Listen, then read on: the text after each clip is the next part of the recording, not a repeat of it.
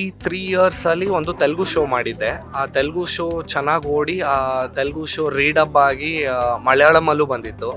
ಹಾಗೆ ತಮಿಳಲ್ಲೂ ಒಂದು ಶೋ ಮಾಡಿದ್ದೀನಿ.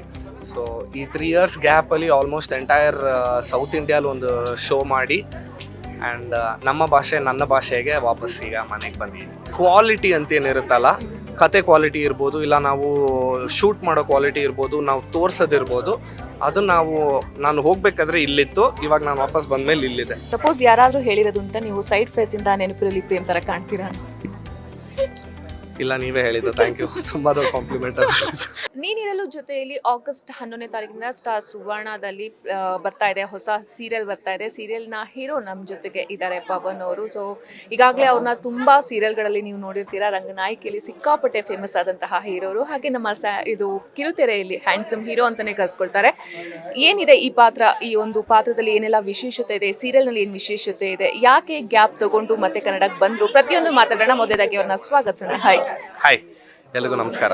ನೀನಿರಲು ಜೊತೆಯಲ್ಲಿ ನಮಗೆ ಸೀರಿಯಲ್ಗಿಂತಲೂ ಮುಂಚೆ ಹಾಡು ಒಂದು ಕೂಡ ಇದೆ, ಅದು ನಿಮಗೆ ಗೊತ್ತಾ? ನಿಮಗೆ ನಮ್ಮಲ್ಲಿ ನಮ್ಮ ಶ್ರೀನಾಥ್ ಸರ್ದು ಒಂದು ಹಾಡಿದೆ. ಅದು ಹಾಡು ಕೇಳಿದ್ದೀನಿ. ನಮ್ಮ ಹಾಡು ಕೇಳಿದ್ದೀರಾ ನೀವು? ನಿಮ್ಮ ಹಾಡು ಕೇಳಿದ್ದೀನಿ. Okay, okay, fine. ಸೊ 3 ವರ್ಷ ಆದಮೇಲೆ ನೀವು ಹೇಳಿರೋ ಪ್ರಕಾರ ಕನ್ನಡಕ್ಕೆ ಮತ್ತೆ ವಾಪಸ್ ಬಂದಿರೋದು, ಅದು ಸುವರ್ಣದಲ್ಲಿ ಬಂದಿದ್ದೀರಾ. ನಿಮ್ಮದು ಸುವರ್ಣದಿಂದನೇ ನಿಮ್ಮದು ಫಸ್ಟ್ ಸೀರಿಯಲ್ ಬಂದಿದ್ದು. ಓಕೆ, ಸೊ ಎಷ್ಟು ಸ್ಪೆಷಲ್ ಇದೆ, ಯಾಕೆ ಗ್ಯಾಪ್ ತೊಗೊಂಡ್ರಿ ಅಂತ? ಸೊ ನಂದು ಫಸ್ಟ್ ಶೋ ಸುವರ್ಣಲ್ಲೇ ಇತ್ತು, ಜಾನಕಿ ರಾಘವ ಅಂತ. ನಾನು ಅದಕ್ಕೂ ಮುಂಚೆ ಮಾಡ್ಲಿಂಗ್ ಮಾಡಬೇಕಾದ್ರೆ ಒಂದು ಅವಕಾಶ ಸಿಕ್ಕಿ ಅಲ್ಲಿಂದ ನಾನು ಆ್ಯಕ್ಟಿಂಗಿಗೆ ಬಂದಿದ್ದು. ಇವಾಗ ಒಂದು 3 ಇಯರ್ಸಲ್ಲಿ ನಂದು ಇಂಜಿನಿಯರಿಂಗ್ ಮುಗಿದ್ಮೇಲೆ ಫ್ಯಾಮಿಲಿ ಎಲ್ಲರೂ ಚೆನ್ನೈಗೆ ಶಿಫ್ಟ್ ಆಗಿದ್ವಿ. ಸೊ ಚೆನ್ನೈ ಆ್ಯಂಡ್ ಬ್ಯಾಂಗ್ಳೂರು ಆಗ್ತಿರ್ಲಿಲ್ಲ ಕೆಲಸ ಮಾಡೋದಕ್ಕೆ. ಸೊ ಬ್ಯಾಂಗ್ಳೂರಲ್ಲಿ ಒಂದು ಸ್ವಲ್ಪ ಕೆರಿಯರ್ ಬ್ರೇಕ್ ಅಂತ ಹೇಳ್ಬೋದು, ಆ ಥರ ಒಂದು ಬ್ರೇಕ್ ತೊಗೋಬೇಕಾಗಿತ್ತು. ಬಟ್ ಕಮ್ ಬ್ಯಾಕ್ ಅಂತ ಬರಬೇಕಾದ್ರೆ ಸುವರ್ಣಲ್ಲೇ ಬರಬೇಕು ಅಂತ ಒಂದು ಮೈಂಡ್ ಇತ್ತು. ಸೊ ಶಿಲ್ಪಾ ಮ್ಯಾಮ್ ಜೊತೆ ಮಾತಾಡಬೇಕಾದ್ರೆ ಒಂದು ಒಳ್ಳೆ ಕತೆ ಇದೆ, ನೀನು ಅದಕ್ಕೆ ತುಂಬ ಸೂಟ್ ಆಗ್ತೀಯಾ, ನಿನ್ನ ಥರ ಲೈವ್ಲಿಯಾಗಿ ಜಾಲಿಯಾಗಿರೋ ಕ್ಯಾರೆಕ್ಟ್ರೇ ಅದು. ಸೊ ನೀನು ಆ್ಯಕ್ಟ್ ಮಾಡೋದು ಬೇಡ, ನೀನು ಜಸ್ಟ್ ಬಂದು ಮಜಾ ಮಾಡಿದ್ರೆ ಎಲ್ರಿಗೂ ಎಂಟರ್ಟೈನ್ ಆಗುತ್ತೆ ಅಂತ ಹೇಳ್ತಾಯಿದ್ರು.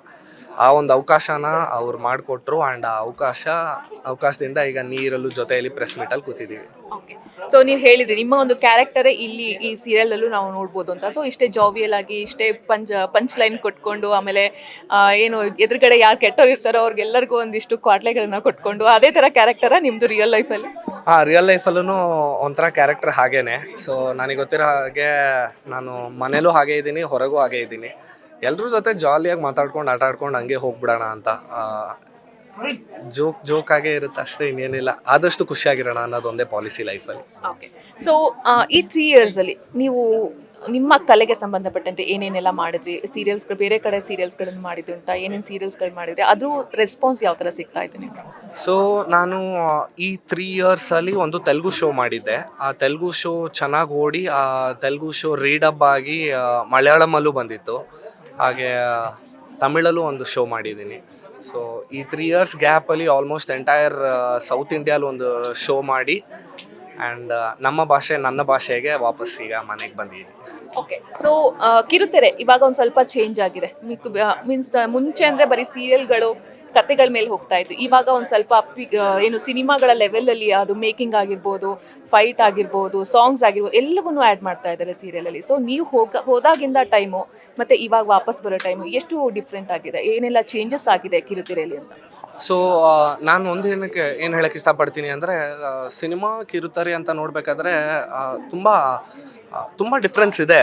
ಬಟ್ ವರ್ಕ್ ಮಾಡೋದು ಬಂದು ಕ್ಯಾಮ್ರಾ ಹಿಂದೆ ವರ್ಕ್ ಮಾಡೋರು ಅವರೇ, ಕ್ಯಾಮ್ರಾ ಮುಂದೆ ವರ್ಕ್ ಮಾಡೋರು ಇವರೇ. ಹೆಸರು ಮಾತ್ರ ಒಂಚೂರು ಡಿಫ್ರೆನ್ಸ್ ಇರುತ್ತೆ, ದುಡ್ಡು ಹಾಕೋದು ಡಿಫ್ರೆನ್ಸ್ ಇರುತ್ತೆ.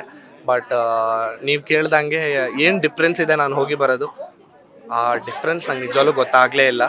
ಬಟ್ ಒಂದೇನು ಗೊತ್ತಾಗ್ತಿದೆ ಅಂದರೆ, ಇವಾಗ ನಮ್ಮ ಕಿರುತೆರೆ ಕ್ವಾಲಿಟಿ ಅಂತೇನಿರುತ್ತಲ್ಲ, ಕತೆ ಕ್ವಾಲಿಟಿ ಇರ್ಬೋದು, ಇಲ್ಲ ನಾವು ಶೂಟ್ ಮಾಡೋ ಕ್ವಾಲಿಟಿ ಇರ್ಬೋದು, ನಾವು ತೋರ್ಸೋದಿರ್ಬೋದು, ಅದು ನಾನು ಹೋಗ್ಬೇಕಾದ್ರೆ ಇಲ್ಲಿತ್ತು, ಇವಾಗ ನಾನು ವಾಪಸ್ ಬಂದಮೇಲೆ ಇಲ್ಲಿದೆ.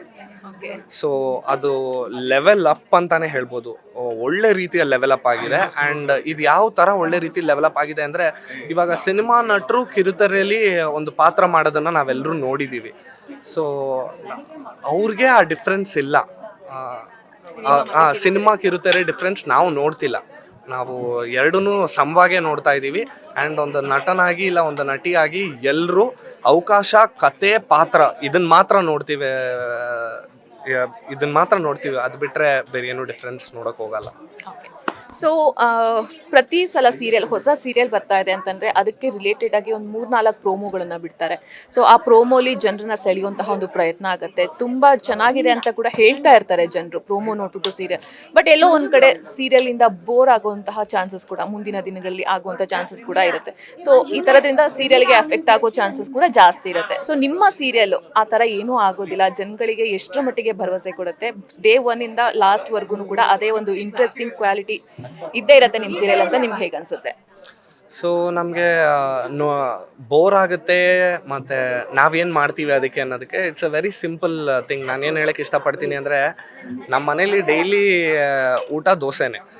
ಸೊ ನೀವು ದೋಸೆ ತಿನ್ನೋದು ಬಿಟ್ಬಿಡ್ತೀರಾ? ಇಲ್ಲ, ಅದು ನಮಗೆ ನಮ್ಮ ಹೊಟ್ಟೆ ತುಂಬಿಸೋ ಒಂದು ಪದಾರ್ಥ. ಸೊ ಆ ಥರ ನಮಗೆ ಸೀರಿಯಲ್ ಅಂತ ಬರಬೇಕಾದ್ರೆ ಒಂದು ಒಳ್ಳೆ ಕತೆ ಅಂತ ಬಂದಾಗ ಅದು ನಮಗೆ ಅಲ್ಲಿ ಇಲ್ಲಿ ಒಂಚೂರು ಬೋರ್ ಆಗ್ಬೋದು, ಬಟ್ ಅದು ನೋಡದೆ ನಮಗೆ ನಿದ್ದೆ ಬರಲ್ಲ. ಯಾಕಂದರೆ ಆ ಪಾತ್ರಗಳು ನಮ್ಮ ಮನೆ ಒಳಗಿರೋ ಪಾತ್ರಗಳ ಜೊತೆಗೆ ಅಷ್ಟು ಬೆರ್ತಿರುತ್ತೆ ಅಲ್ವಾ? ಬೆರ್ತಿರುತ್ತೆ. ಲೈಕ್ ಅಷ್ಟು ಸಿಂಬಾಲಿಕ್ ಆಗಿ ನಮ್ದು ಕತೆಗಳಿರುತ್ತೆ. ಮನೆ ಯಜಮಾನಿ ಈ ಥರನೇ ಇರ್ತಾರೆ ಅಂದರೆ ಇಲ್ಲಿ ನಮ್ಮ ಮನೇಲಿ ಅದೇ ಥರ ಇರ್ತಾರೆ, ಒಂಚೂರು ಕಮ್ಮಿ ಇರ್ಬೋದು ಅಷ್ಟೇ. ಸೀರಿಯಲ್ ಆಗಿರೋದು ಒಂಚೂರು ಜಾಸ್ತಿ ತೋರಿಸ್ತೀವಿ ನಾವು, ಇಲ್ಲ ಒಂಚೂರು ಜಾಸ್ತಿ ತೋರಿಸ್ತೀವಿ ಅಷ್ಟೇ. ಬಟ್ ಬೋರ್ ಅಂತೇನಿಲ್ಲ. ಡೆಫಿನೆಟ್ ಆಗಿ ನಿಮಗೆ ದೋಸೆ ತಿನ್ನೋದು ಬೋರ್ ಆಯಿತು ಅಂದರೆ ಏನು ಮಾಡೋಕ್ಕಾಗೋದಿಲ್ಲ, ಆದರೆ ತಿನ್ನಲೇಬೇಕಲ್ವಾ? ಮಸಾಲೆ ದೋಸೆ, ಈ ದೋಸೆ ಎವ್ರಿ ವಾರದ ಎಂಡಲ್ಲಿ ಕೊಡ್ತಾ ಇರ್ತೀವಿ, ನೋಡ್ತಾ ಇರಿ. ಓಕೆ, ಸೊ ಸೀರಿಯಲ್ ಅಲ್ಲಿ ನಾವು ಪ್ರೋಮೋ ನೋಡಿದ್ರೆ ಒನ್ ಲೈನ್ ಸ್ಟೋರಿ ನೋಡ್ತಾ ಹೋಯ್ತು ಅಂದ್ರೆ ನಿಮ್ಗೆ ಮತ್ತೆ ನಿಮ್ಮ ಅತ್ತಿಗೆಗೂ ನಡೆಯುವಂತಹ ಒಂದು ಕೋಲ್ಡ್ ವಾರ್ ನೀವು ಪ್ರೋಮೋದಲ್ಲಿ ತೋರಿಸಿರೋದು. ಹೇಗೆ ನಿಮ್ಮ ಅತ್ತಿಗೆ ಹೇಗಿರ್ತಾರೆ, ಅವ್ರನ್ನ ಹೇಗೆ ಮಣಿಸೋದಕ್ಕೆ ನೀವೆಲ್ಲ ಪ್ಲಾನ್ ಮಾಡ್ತಾ ಇದ್ದೀರಾ ಅಂತ? ಹೇಗಿರ್ತಾರೆ ಅಂದರೆ, ಅವ್ರಿಗೆ ನನ್ನಿಂದಾನೇ ಈ ಮನೆ ನಡೀತಿರೋದು, ನನ್ನ ಹತ್ರ ಮಾತ್ರ ದುಡ್ಡಿರೋದು, ನೀವೆಲ್ಲರೂ ಬಿಟ್ಟು ತಿಂತಾ ಇದ್ದೀರಾ ಅಂತಹ ಒಂದು ಕಾನ್ಸೆಪ್ಟ್. ಬಟ್ ಇದರಲ್ಲಿ ನಾನು ಏನು ಅವ್ರಿಗೆ ಪ್ರೂವ್ ಮಾಡ್ತೀನಿ, ಏನು ಅರ್ಥ ಮಾಡಿಸ್ತೀನಿ ಅಂದರೆ, ನಮ್ಗೆಲ್ರಿಗೂ ಕೆಲಸ ಮಾಡಿ ದುಡಿಯೋ ಯೋಗ್ಯತೆ ಇದೆ. ನಮಗೆ ಕಂಫರ್ಟಬಲ್ ಆಗಿರೋ ಕೆಲಸ ಇನ್ನೂ ಸಿಕ್ಕಿಲ್ಲ ಅಂತ ನಾವು ಮಾಡ್ತಿಲ್ಲ ಅಷ್ಟೇ. ಬಟ್ ನೀವು ಅದನ್ನು ನನ್ನಿಂದನೇ ನಡೀತಿರೋದು ಅಂತ ನೀವು ನೋಡೋಕೆ ಹೋದರೆ, ನಾವು ಕೆಲಸ ಮಾಡಿ ದುಡಿದು ನಮ್ಮದನ್ನು ನಾವು ಮ್ಯಾನೇಜ್ ಮಾಡ್ಕೊಳಂಗಿರ್ಬೋದು. ಸೊ ನಿಮ್ಮ ಈ ಅಹಂಕಾರ ಅನ್ನೋದು ಒಂದು ಕಮ್ಮಿ ಮಾಡಿಕೊಂಡ್ರೆ ಚೆನ್ನಾಗಿರುತ್ತೆ ಅನ್ನೋದನ್ನು ಪ್ರೂವ್ ಮಾಡೋದಕ್ಕೆ ಅಂತ ಕೃಷ್ಣ ಕೆಲ್ಸಕ್ಕೆ ಹೋಗೋದಾಗಲಿ, ದುಡ್ಡು ಅಷ್ಟು ಇಂಪಾರ್ಟೆಂಟ್ ಅಲ್ಲ ಸಂಬಂಧಗಳ ಮುಂದೆ ಅನ್ನೋದನ್ನು ಪ್ರೂವ್ ಮಾಡಿ ಅವ್ರಿಗೆ ಅರ್ಥ ಮಾಡಿಸ್ತೀವಿ. ಓಕೆ, ಸೊ ನನಗೆ ಪ್ರೆಸ್ ಮೀಟಲ್ಲಿ ರಜನಿ ಅವ್ರು ಹೇಳಂಗೆ ಇದು ಟಿಪಿಕಲಿ ವಿಲನ್ ಕ್ಯಾರೆಕ್ಟರ್ ಅಲ್ಲ, ಒಂದು ಸ್ವಲ್ಪ ಆ ಥರ ಶೇಡ್ ಬಂದಿದೆ ಅಷ್ಟೇ. ಅಂದರೆ ನೀವು ಹೇಳೋ ಪ್ರಕಾರ ಟಿಪಿಕಲ್ ವಿಲನ್ ಕ್ಯಾರೆಕ್ಟರ್ ಅಲ್ಲ ಅಂದರೆ ಯಾವ ಥರ ಕ್ಯಾರೆಕ್ಟರ್ ಅವ್ರು ಪ್ಲೇ ಮಾಡ್ತಾ ಇದ್ದಾರೆ? ಸೊ ಟಿಪಿಕಲ್ ವಿಲನ್ ಕ್ಯಾರೆಕ್ಟರ್ ಅಂದರೆ ಇದು ಬೇರೆಯವ್ರಿಗೆ ಏಟ್ ಮಾಡೋದು ಇಲ್ಲ ಸೇಡ್ ತೀರಿಸ್ಕೊಳ್ಳೋದು ಆ ಥರ ಒಂದು ಕ್ಯಾರೆಕ್ಟರಾಗಿ ನೋಡ್ಬೋದು. That is typical villain character. But ಇದರಲ್ಲಿ ಇವ್ರದ್ದು ಏನು ಅಂದರೆ, ನನ್ನ ದುಡ್ಡಲ್ಲಿ ಇವರೆಲ್ಲರೂ ತಿನ್ಕೊಂಡು ಮಜಾ ಮಾಡ್ತಾ ಇದ್ದಾರೆ, ನಾನು ಹೇಳಿದ್ದನ್ನು ಕೇಳೋದೇ ಇಲ್ವಲ್ಲ, ಆ ಥರ ಒಂದು ಥಾಟ್ ಅವ್ರ ಒಳಗಿದ್ದು ಅದೆಷ್ಟು ನೆಗೆಟಿವ್ ಆಗಿದೆ ಅಂದರೆ, ಇವ್ರುಗಳು ಯಾರೂ ಚೇಂಜ್ ಆಗೋದೇ ಇಲ್ಲ, ನಾನೇನಾದರೂ ಮಾಡ್ಕೋಬೇಕು, ನಾನೇ ಇನ್ನು ನೆಕ್ಸ್ಟ್ ಲೆವೆಲ್ಗೆ ಹೋಗ್ಬೇಕು, ಇವರೆಲ್ಲರೂ ಬರೀ ಕೂತು ತಿಂದು ಈ ಥರ ಮಾಡೋದೇ ಲೇಸಿ ಬ್ಯಾಚ್ ಅನ್ನೋ ಥರ ಅವ್ರು ಅದನ್ನು ನೋಡ್ತಾ ಇದ್ದಾರೆ. ಆ್ಯಂಡ್ ಸಂಬಂಧಗಳನ್ನ ದುಡ್ಡಿಗೋಸ್ಕರ ಅವ್ರ ಸಂಬಂಧಗಳನ್ನ ಬಿಟ್ಕೊಡ್ತಾ ಇದ್ದಾರೆ. ಇದೊಂದೇ. ಸೊ ಇದು ಟಿಪಿಕಲ್ ವಿಲ್ಲನ್ ಅಲ್ವಲ್ಲ. ಸೊ ವಿಲ್ಲನ್ಗಳು ಜನರಲ್ ಆಗಿ ದುಡ್ಬೇಕು ಅಂದ್ರೆ ಸಂಬಂಧಗಳನ್ನ ಸಾಯಿಸೋರು, ಇವರು ಬಿಟ್ಕೊಡ್ತಾ ಇದ್ದಾರೆ. ಸೊ ಟಿಪಿಕಲ್ ವಿಲ್ಲನ್ ಅಲ್ಲ ಅನ್ಸುತ್ತೆ ನನಗೆ.